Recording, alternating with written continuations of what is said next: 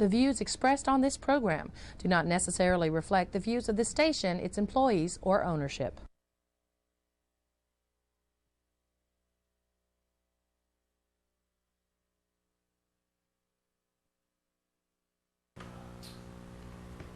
Good evening, everyone. Welcome to A Word from the Lord. James over here with you. So glad you're with us. Thanks for tuning in to What Does the Bible Say? And now we have A Word from the Lord. We want to also welcome those of you who are in Michigan. We appreciate you watching as well. Those of you online, we really appreciate you logging on and catching the webcast. We are so grateful for all you who are watching outside of our regular viewing area. Here's our contact information if you'd like to reach us. 276-340-2653 is how you can reach me. If you're in the area, you want to meet with the Church of Christ, we assemble at 250 the Boulevard, Sundays at 10 and 11 a.m., and Thursdays at 7 p.m. And if you'd like to have a Bible study with us, we'd be glad for you to come by and do that very thing. We want you to know all of our programs are free of charge. We'll get one out to you. It may take a little while. They're free, and so we're constantly being bombarded, and we oftentimes get swamped, but we'll get them out to you as soon as we can. If you are in the area, want to worship with the saints in Martinsville, 823 Starling Avenue, you can call Brother Eugene Edwards. He'll give you make sure you have a ride. If you need a ride, he'll have a Bible study with you. He'll take care of you. We try to be servants in the Lord's church, and that's what we want to do. We want to be your servant. In Danville, 120 American Legion Boulevard in Danville, Mark and Micah are there, and the brethren there will treat you as good as gold. They will be glad to study the Bible with you as well, and here's how you can reach them. So we want you to take advantage of that as sure as you can. I'll remind you tonight, after the news at 10:30, coming up tonight will be Religious Review, and we're going to be continuing what we start with the Word from the Lord. And so that leads us right into the lesson tonight. There is an effort in our society to make certain things that the Bible would condemn acceptable. Now, the Bible talks about that in terms like this. In Isaiah 5 and verse 10, Isaiah says that the individuals who are calling the bitter sweet and the good evil, things like that, they've got it just backwards from what God is calling it. He says, woe to them. Woe unto them that call evil good and good evil, and put darkness for light and light for darkness. That put bitter for sweet and sweet for bitter. Woe unto them that are wise in their own eyes and prudent in their own sight. Now that is what we're dealing with. We deal with society that is wise in their own sight. They think they know better, and they look at society and they say, this is how we can improve it, by making the things that are really bad, we'll make them good, and the things that are good, we'll put them down, we'll ostracize them, we'll ridicule them, and we'll make them the bad things. We'll make them the enemy. And so we are in a society where we are told constantly, more and more, as it were, more and more we're told that a certain lifestyle should be accepted. And that if those individuals who are practicing this alternative lifestyle, if they would just continue on and persevere and come out of the closet and engage and embrace their true identity, that it will get better. And it's to the point that now there is a commercial that you may have seen. You may have seen aired on TV. Sponsored by Google, Chrome, and other sponsors, I guess. But this is what the commercial says. This is the commercial, if you hadn't seen it. And just listen to the message, if you can, without getting your gag reflex going. And listen to what it says.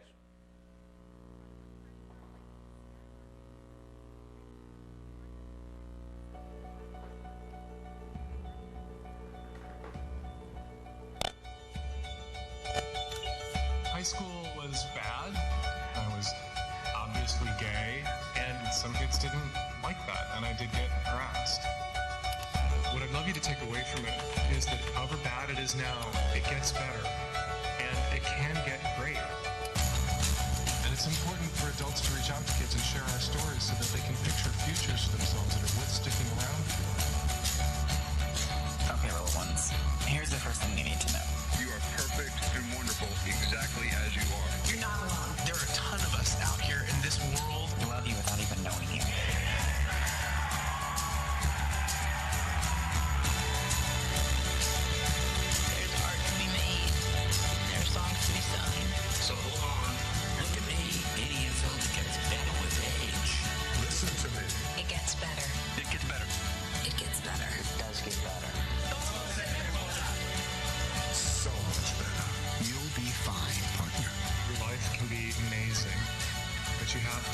tough this period of it out, and you have to live.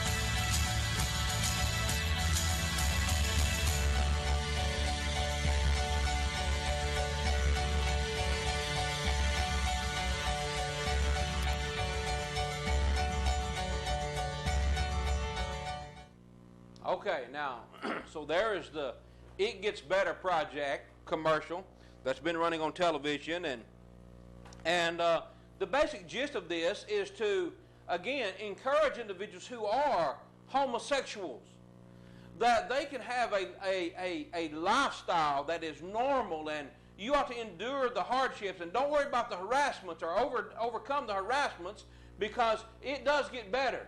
It does get better. Now, we're going to talk a little bit about this tonight, because I'm asking the question, really? It gets better? Really? Now, first of all, let's just talk about the project. Let's talk about what it's trying to do. Because if we're going to understand something, we need to reach out and we need to look at the goals here, what it's trying to set forth. Now, here's what the YouTube page says, the YouTube channel that carries the It Gets Better project says. It says, growing up isn't easy. Many young people face daily tormenting and bullying, leading them to feel like they have nowhere to turn. This is especially true for LGBT kids and teens. Now, LGBT is lesbian, gay, bisexual, and transgendered. All right? Who often hide their sexuality for fear of bullying.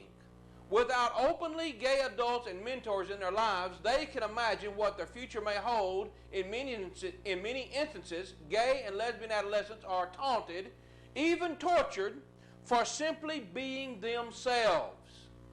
Now, you can already see how the tone of this is setting out. People are tormented and people are bullied. And this is why so many people, and they're going to go on to say, that so many people commit suicide, because everybody's so mean to them. Now, friends, we're going to get into that a little bit later, but let's go on. It says, while many of these teens couldn't see a positive future for themselves, we can. The It Gets Better project was created to show young LGBT people the levels of happiness, potential, and positivity their lives will reach if they can just get through their teen years. The It Gets Better project wants to remind teenagers in the LGBT community that we are not alone, and it will get better. Now, friends, you need to keep something in mind. The devil is the father of a lie. He is a liar. He was a liar from the beginning. It's what Jesus says in John 8:44. So when you're hearing all this, you need to keep this in mind. The devil is a liar, so he doesn't have to play by the rules. See? He can promise the moon. He can promise the world. He can promise you everything, and then get you to buy into that, and he never has to pay off. He never has to have it fulfilled. And so what the devil's lie is doing is showing right off the bat that he's trying to convince people that living in a lifestyle that is contrary to what the Bible says, it will get better. It will get better. You know, if you just get through your teen years, it'll get better. Friends, I know this. If you get through your teen years living in a sinful lifestyle, you know what? It may get easier, but it won't get better. See? It'll get easier, but it won't get better. And I say it'll get easier because the Bible says that your conscience will be seared with a hot iron. You'll be to the point that you'll be past feeling is what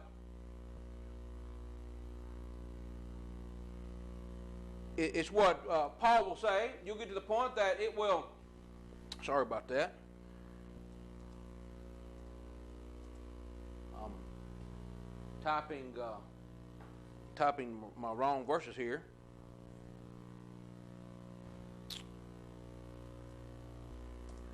Here it is.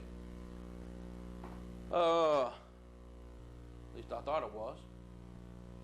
I'm still typing my wrong verses in.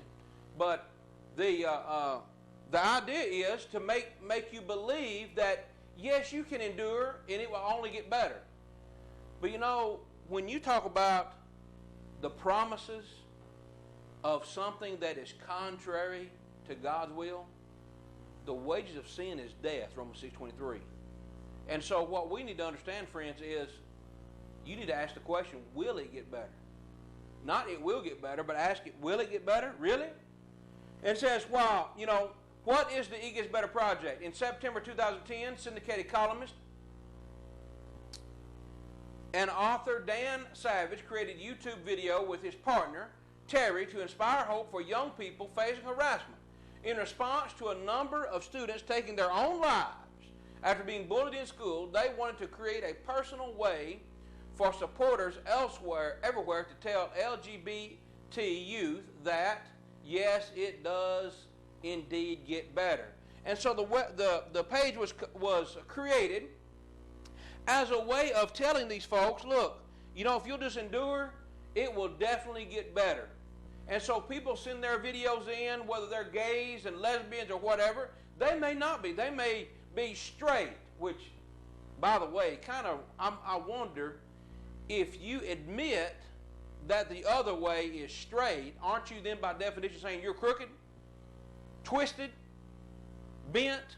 So anyway, nonetheless, but they made this website so everybody then could be an encouragement and feed into the lie. Now I got a question. It gets better? Really? For whom? Who is really being bettered by this lifestyle? Now what I'm going to show you, friends, we're going to go now and we're going to play a video. And it's a video some of you may have seen, but I almost dare say the majority of you have not seen. We've showed it before in the past, but I'm going to show it to you again because it is about a young man. It's his story as he comes out of a homosexual lifestyle. He stops being a homosexual. He quits being a homosexual, and he turns his back on that lifestyle that was actually proving to be the lie that we know it is. He realized too late that it was a lie. In order to suffer consequences, he suffered a lot of consequences as a result of living that lifestyle. But I want you to watch this video. We're going to come back on the other side of it, and we're going to finish out this program. Then we'll continue our discussion on Religious Review on this very topic. So, if we got it queued up in there. All right. So this is called "It's Not Gay." It's Not Gay. It's what the title of it's called. It's about 30 minutes. And I want you to watch it, and I'll just warn you, if you've got some children in the room, you may want to use some discretion here. I don't know. Maybe you won't. Maybe they're ready to see it, whatever. But nonetheless, I'm just giving you the warning in case you want to send them out of the room, and just ask the question. You know, does it really get better? Is it really getting better? Watch this young man's story, and then we'll see you on the other side.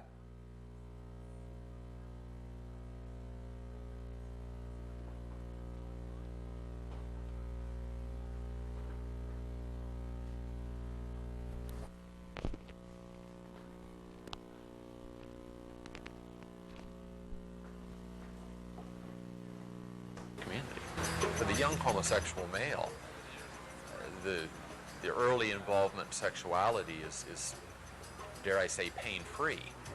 It's not pain-free, in fact, but you know, it's consequence-free, and you don't see that it's doing anything to you. That's the attraction to the homosexual lifestyle, particularly for men, is that, wow, I can have all the sex I want, readily accessible to me, almost any time I want it, and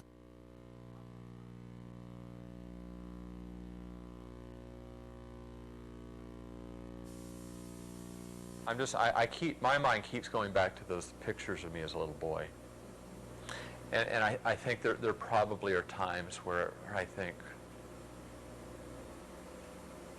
and I know it's not possible, but I think, would it be possible for me to go back and be that little boy again? because we all lose our innocence. Everybody loses their innocence.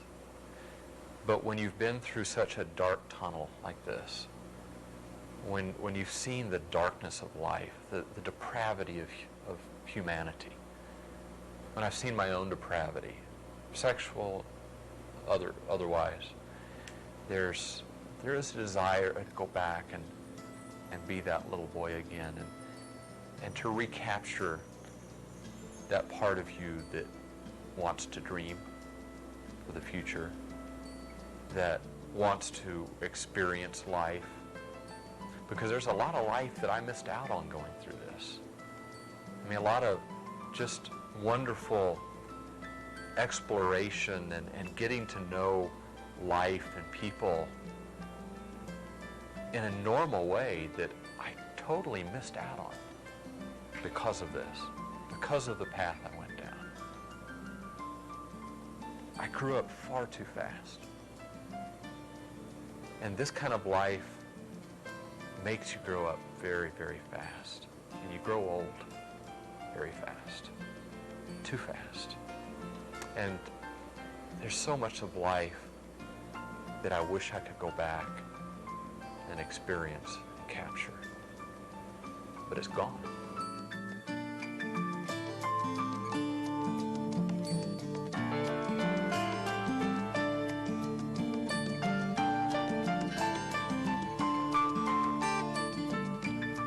Hello, my name is Casey Winters and I'm a former homosexual.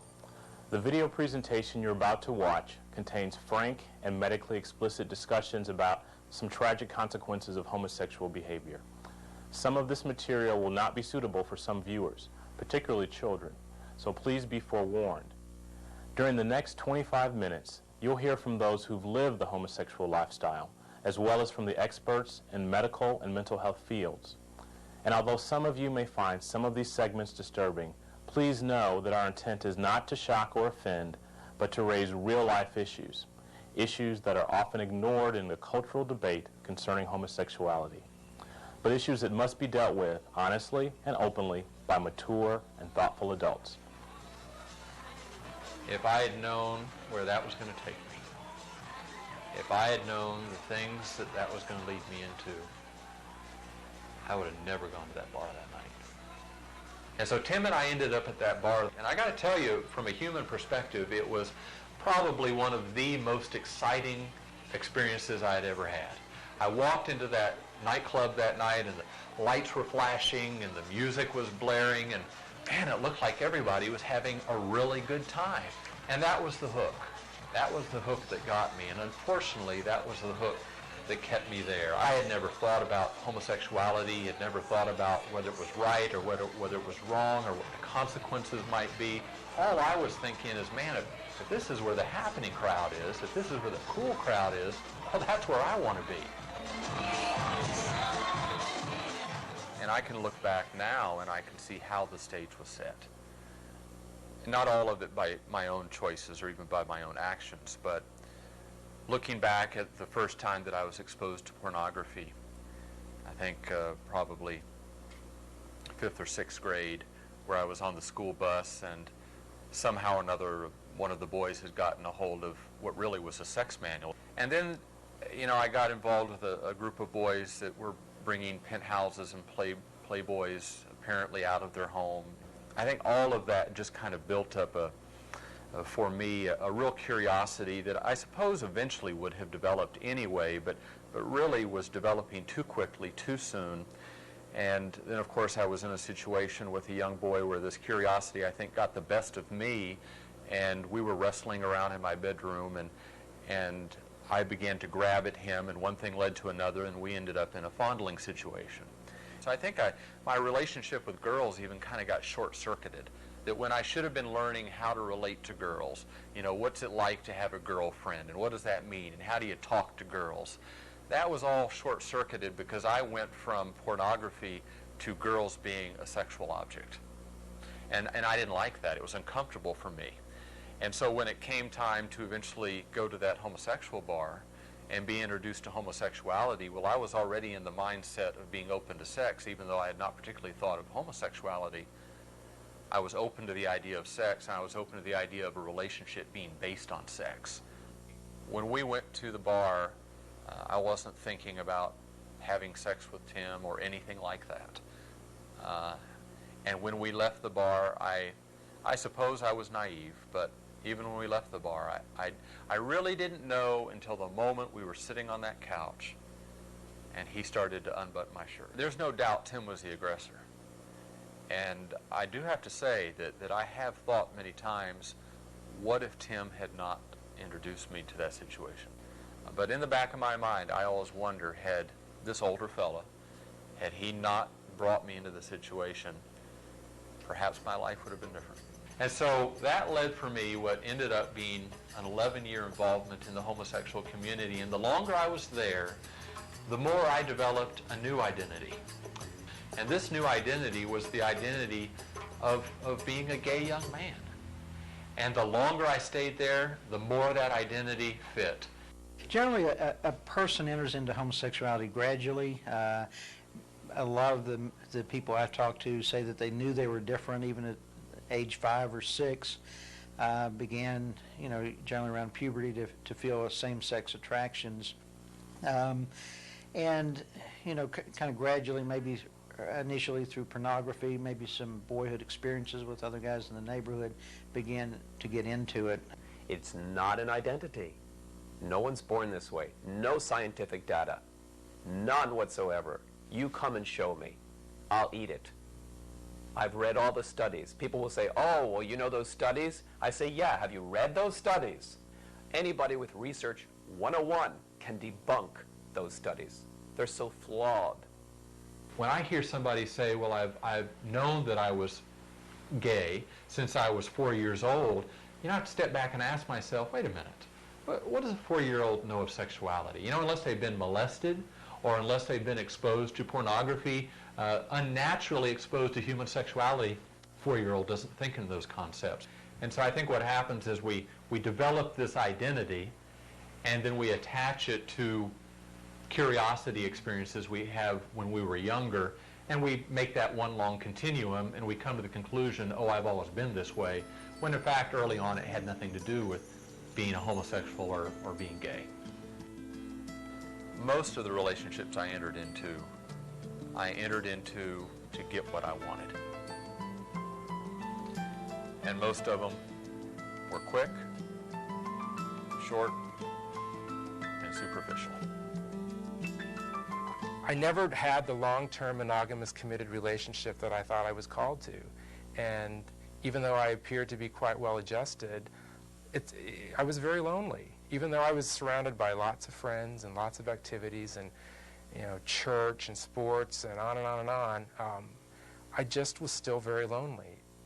So I believe that committed same-sex relationships is a myth, and that there are a couple of highly publicized examples that the gay community uses. But in every town I've been into, and especially in my private practice, that's an illusion. And regarding the longevity of homosexual couples, a homosexual couple themselves did a study. One's a psychiatrist, one's a psychologist, Madison and McWhorter, reported in '84, the male couple. They studied 156 couples, 95% infidelity rate, 95%. And a German psychotherapist who's also homosexual, Dr. Martin Dannecker, in '91 did a study of 900 men over a year period of time who were in committed relationships, 83% infidelity. So Madison and McWhorter stated themselves, the norm of homosexual relationships is infidelity, and the norm of heterosexual relationships is fidelity. I became Tim. I became the aggressor, and I became the one that was using other people to satisfy myself. Anonymous sex with multiple partners in orgies, going to adult bookstores and performing sex acts on literally men that I would never see their face. You hear so often from people the gross things and all the orgies and the parties, and you hear the response, well, that's just That's just a small percentage. That's just, no, it's not. That's the homosexual community. For the young homosexual male, the early involvement in sexuality is, dare I say, pain-free. It's not pain-free, in fact, but you know, it's consequence-free, and you don't see that it's doing anything to you. That's the attraction to the homosexual lifestyle, particularly for men, is that, wow, I can have all the sex I want, readily accessible to me, almost any time I want it, and there's no consequences. No babies to worry about, no abortions to worry about, just good fun.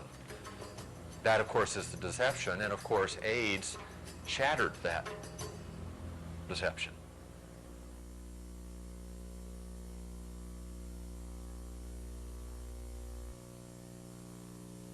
It's been reported that 30% of 20-year-old homosexual men will either have HIV or be dead of AIDS by the time they're age 30. The alarming aspect of that report is that I think 30% is probably too low. I think as homosexual practices gain more acceptance and as even they are encouraged, we are going to see that percentage increase dramatically. And that's just simply a fact that doesn't have to take place. The homosexual lifestyle, because it tends to have more than one partner and multiple partners, puts homosexuals at a particular risk for disease exposure, not because of the 8 or 10 partners they may have had in the previous year, but because of the hundreds of men they may have exposed themselves to because of those 10 men. Men are going out and having sex with men so frequently. 80% of homosexual men will have a sexually transmitted disease. That's not being portrayed on Will and Grace and Ellen. It's all made to look so plush and so kitsch and so sweet and so nice. A particular concern to the homosexual male is anal intercourse. Anytime you're having multiple sexual experiences inside the anus, there's a potential for damage. That's a very vascular area, and when a tear takes place, there can be bleeding. If there's bleeding into that area and there's an open area in the bloodstream, in the circulation, the fecal material that is sitting there in the rectum certainly can enter the bloodstream.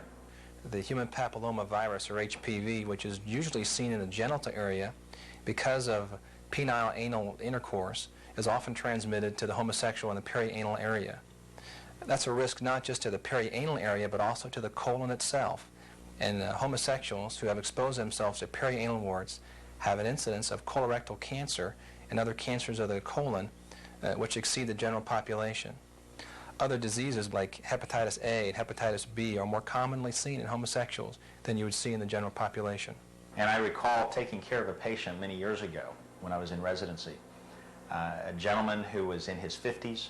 He had led a homosexual lifestyle.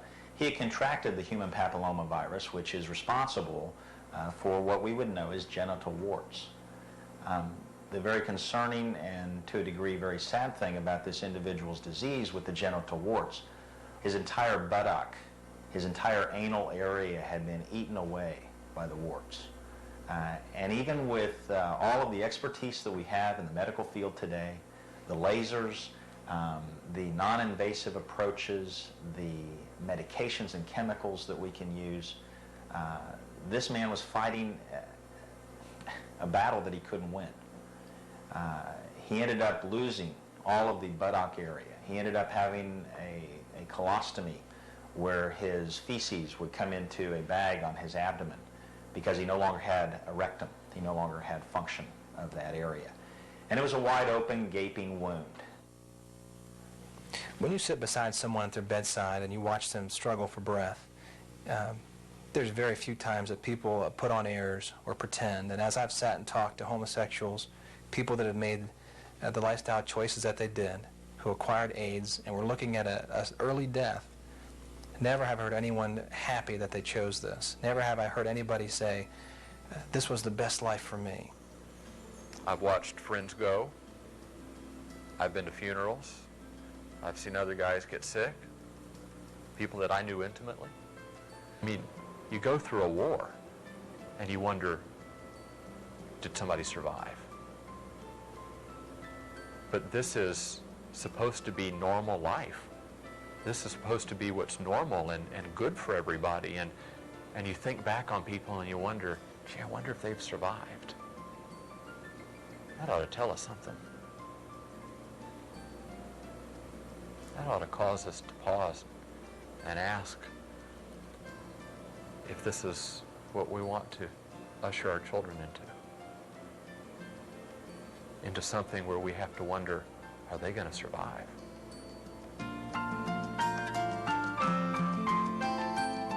What I felt as a mother, all the hopes and dreams that I had as a mother, and certainly that I shared with my husband for my son, were just it was like a death that we had to come to grips with. The loss of him getting married, the loss of him having children and us having grandchildren. He's an only child. We hardly see our son, even though we invite him for holidays. Once a son or daughter goes into the lifestyle, it's almost as if they enter into a subculture. The family of origin is not, it's not important anymore. They have their homosexual friends, and those homosexual friends become their family. When you're in your teens or when you're in your 20s, people want you. Younger and younger teens are being drawn into this. I was talking to a 16-year-old just recently who first got involved in a gay bar when he was 13 years old.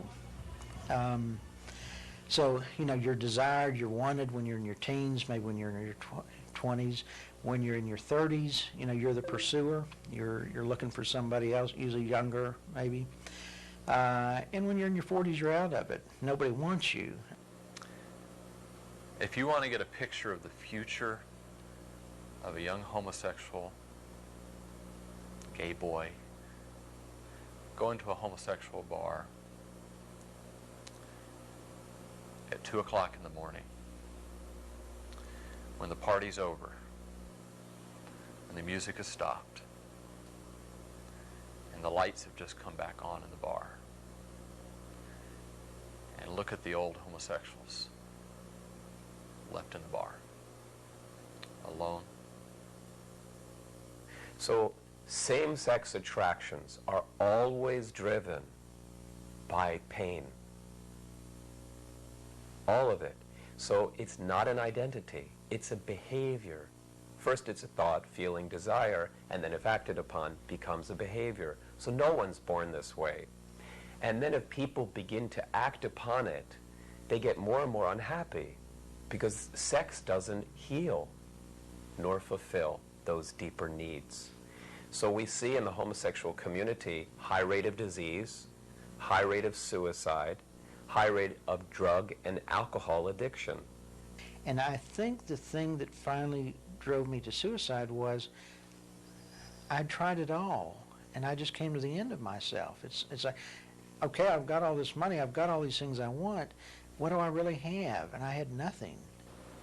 There's no legacy here. Well, there is a legacy, but it's a sad legacy. But there's no falling in love with your wife. There's no growing old together. There's no grandchildren. There's just a lonely old man. What kind of future is that? How can we send our young men to that kind of future?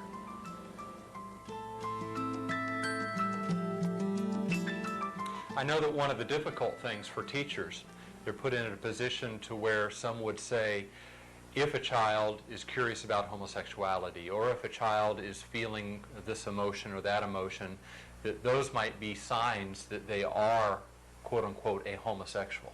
And how is a teacher or a school administrator or counselor to deal with that? Having been an educator for 16 years in public and private schools, I feel that kids really look up to their teachers, and they really rely on what their teachers and principals say. Just because you have, a homosexual feeling at an early age, that doesn't mean you're a homosexual. I think a lot of people experience those kind of homosexual feelings and grow out of them. It's just part of growing up. Children have a lot of ambiguous feelings about sexuality. In fact, we don't just suspect that, we know that from scientific studies, that children who have a very unclear identity in relationship to gender issues when they're freshmen and sophomores in high school, only a few years later have a much clearer concept of those same issues. And so imposing that very early, making judgments very early in a child's life about what they may be experiencing at that particular moment is fraught with danger, frankly, and is tremendously risky. You could really develop almost a self-fulfilling prophecy. We know something about children. We know that if you tell a child that they're dumb, or they're ignorant, or they can't play sports, that they're clumsy. We call a child clumsy year after year after year. Eventually they begin to believe that they truly are clumsy. If we know that about things like clumsiness or something about that about being slow, why wouldn't we not also understand that the same thing could happen very easily with sexual identity? If you tell a person at the age of 10 or 11 or 12 that they're gay, and you tell them that over and over again, you can literally construct a gay identity for that individual when it may not exist at all. So what do you do when you're dealing with the possibility of abuse and violence within the schools? You need to stop and think, what do we want to promote here? If you want to promote treating other students with dignity and respect, then that's what you teach. You teach that we need to honor each other. We need to treat each other with dignity and respect. What you can't do in that is put students in groups. Anybody who's different is picked on. And the schools can teach, you want to talk about tolerance, the schools can teach tolerance and understanding for someone that's different from you, but that should go across the whole spectrum of behavior, not just someone who's identified as struggling with same-gender attraction. I think there are some common values and kindnesses and decencies that everybody can be taught. I think it's a very complicated and difficult issue. I do feel the pain of high school students, both male and female, or junior high, that are being ostracized and being teased. It's a horrible place to be. And there does need to be sympathy, and there needs to be some sort of action on the part of school administrators to stop the teasing and the taunting and the tormenting. I think that's absolutely critical. But I don't think that from that point, that is an automatic springboard into anything that really gets into what should be dealt with in the home or in the church. Those kids who are genuinely struggling and don't want this in their life hear nothing about that option at all. And so I think schools absolutely, in order to be fair, have to say there's also help for those who don't want to have this in their life. Because I sat in the chair feeling like a faggot and a queer and being called one and wanting to understand what am I going through, and nobody could help me. Therapists couldn't help me. Clergy couldn't help me. Teachers couldn't help me.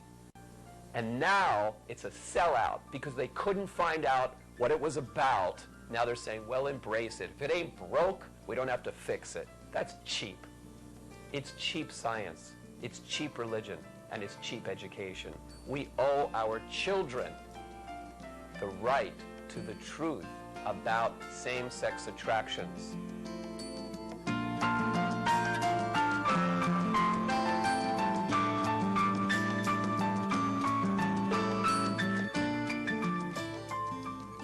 This can't be happening to me. And that was the day, that was another one of those days that changed my life. And from that point on, my life would never be the same. And there was no going back. You know, there's no fixing this. There's no turning around and making a different choice. There's no turning around and changing your mind. I mean, this is it. This is done. And now you've got to face it. And so that started me on a very difficult path of living with dying.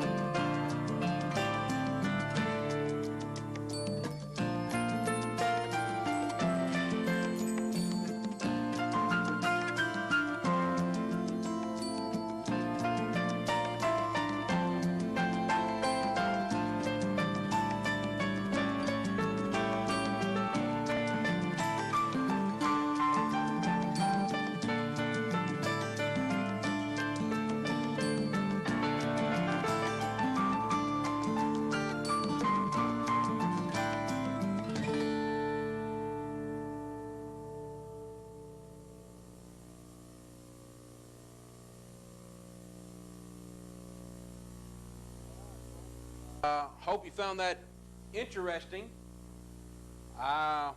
Every time I watch it, it's very interesting to me. The facts are there, and if you would like a copy of that particular DVD, 28 minutes long, you can write the AFA, AFA.net. You can find it online. I think they've got it there for $12. I highly recommend it. I would recommend to watch it for anybody to watch it who wants some information on the homosexual lifestyle that you won't get anywhere else. That's for sure. You won't get it on Glee. Watching the network television. You won't get it on Glee. It's not gay. It's not Glee. It's not funny. It's not happy. It's serious. And so, if you'd like a copy of that particular DVD, I know they'd be glad to send one out to you. Now, friends, this is why we're doing this. It's because, as we said before, the devil has perpetrated a lie, and people are buying into it. And what you need is information that will resonate with you, so that when you hear someone say, "Well, it gets better," you will think of this young man who died. You will think of this young man and say, "You know what? It wasn't better for him, and it's not better for a lot of people who buy into that devil's lie." Now, Scotty, go ahead and put the phone numbers up. I can get into some other information, but I do want to go ahead and try to take a few calls this hour, especially since we're on in Michigan, and I want to take some of those phone calls if anybody wants to call in and talk about this. But friends, here's what we're dealing with. We're dealing with an agenda that is, there's a facade put up, a front, and you see one side of it. You don't get to see behind the curtain. We're trying to show you behind the curtains. Now, let me give you some information about the agenda. There's 3 steps in this persuasion process, you might say. Now, there are a lot of little sub-steps in there, little different things that they do, but all of them can be categorized into 3 steps. Now, 2 individuals who basically put out the marching orders on how to change society wrote a book called After the Ball, and it's how America will conquer its fear and hatred of gays in the 90s. And it was written by a couple of guys, Marshall Kirk and Hunter Madsen, and in this book they outline the very things that you see being played out now in our society. Okay, we're going to go to the phone lines. You want to work with the Lord? Yes, sir. Those initials you gave at the beginning of your show. Mm-hmm. What was it? Lesbian, gay, and... Oh, yeah. LGBT. Okay. Yeah. Okay, the last letter. Transgender. Transgender. Yes. Okay, transgender, is that different than transsexual? Well, it means they've gone from being a boy to a girl or a girl to a boy. Okay. So yeah, probably say yeah. Okay. That's what I wanted to know. Okay, do you believe that some children can be born like that, and the doctor comes out and tells their parents they got both genitalia to pick whether they want a boy or a girl, and the parents pick whether they want a boy or a girl? I'm sure and that child, as that child grows up, maybe that child feels the opposite. Like if it's a girl, they feel that they're a boy, or a boy feels that they're a girl. But what's your point in that argument? I know that happens, but how rare is it?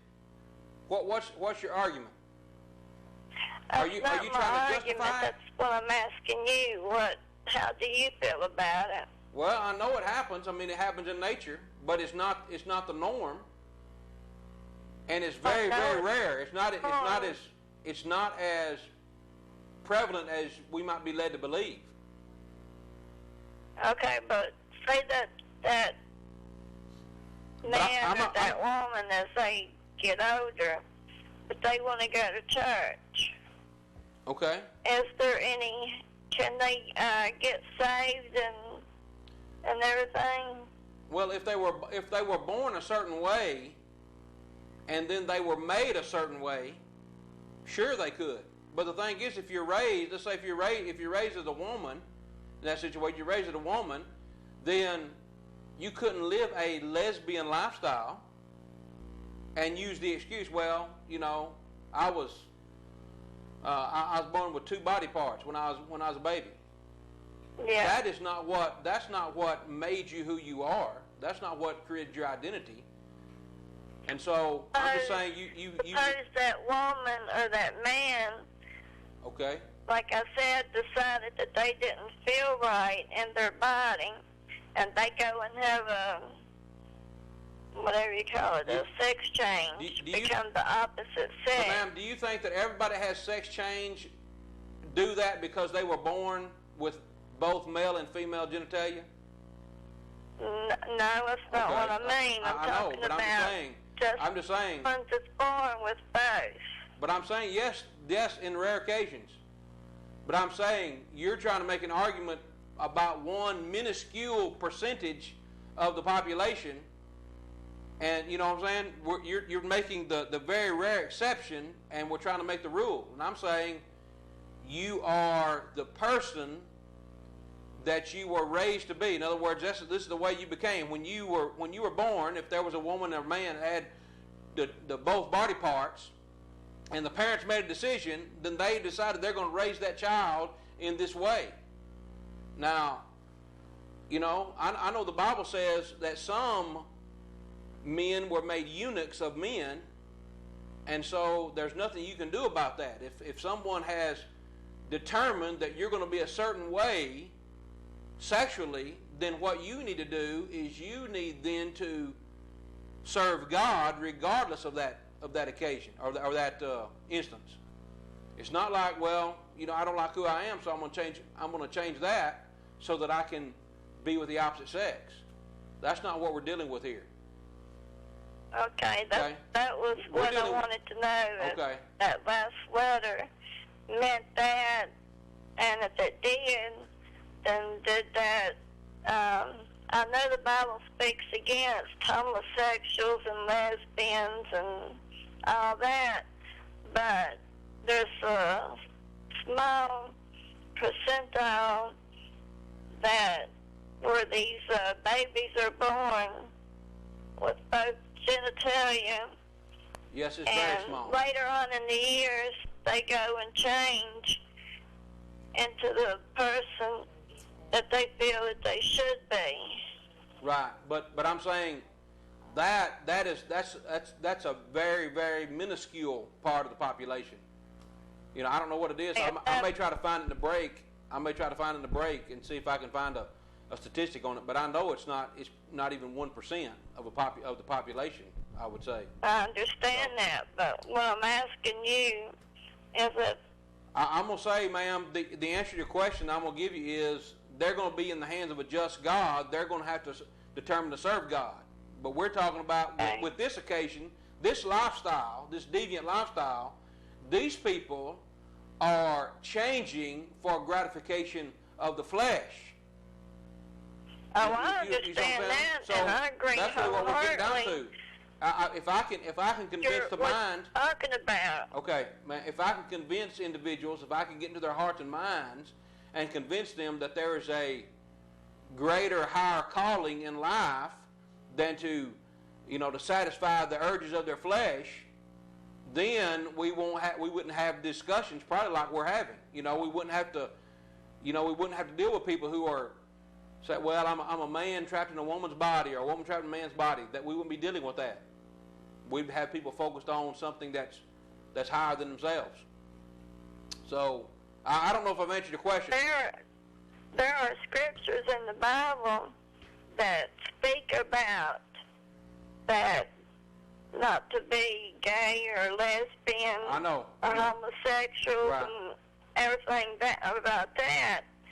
But there's nothing about anything as far as what I'm talking about. Well, but I'm saying we can come to an understanding on it, based upon what we do know in the Bible. Just because God didn't put transgenders in the Bible doesn't mean that we can't understand something about it. We can understand His mind when we go through it.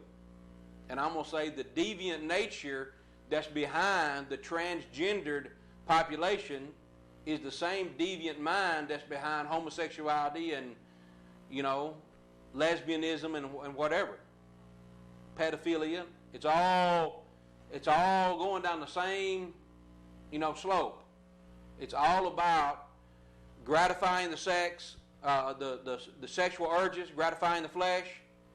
And if that is what we can address, then everything else can be taken care of.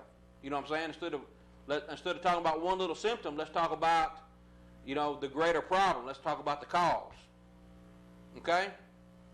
Okay. Listen, I'm actually I'm fixing to run out of time for a word from the Lord, so I appreciate your call. Thank you. Okay. All right, friends. Running up against time. I don't know if I made my point very clear with the caller, but here's the point we're trying to make is we're trying to win hearts and minds of individuals. And like I said, the deviance that leads to the desire to make normal homosexuality and lesbianism and bisexualism and bestiality and pedophilia. That's the mindset that we've got to change. We've got to realize that there is a standard that we all have to live to, and it's a higher standard. It's a divine standard, and we can't normalize deviant behavior. And that's really what we're going to get into on Religious Review. We're going to talk about the ways in which society wants to change the norms, and then you can keep asking the question, is it better? We're still going to come back to that question, is it better? As a springboard from the YouTube commercial, and that's promoting the homosexual lifestyle. So is it better? We're going to finish answering that question on Religious Review after the news. Scotty, can you run our tent commercial one more time? Some of you may not be watching, may not tune in for Religious Review, but we want you to let you know about our tent meeting. So we're going to run the tent commercial, and then we'll see you on the other side of the news for Religious Review. Stay tuned.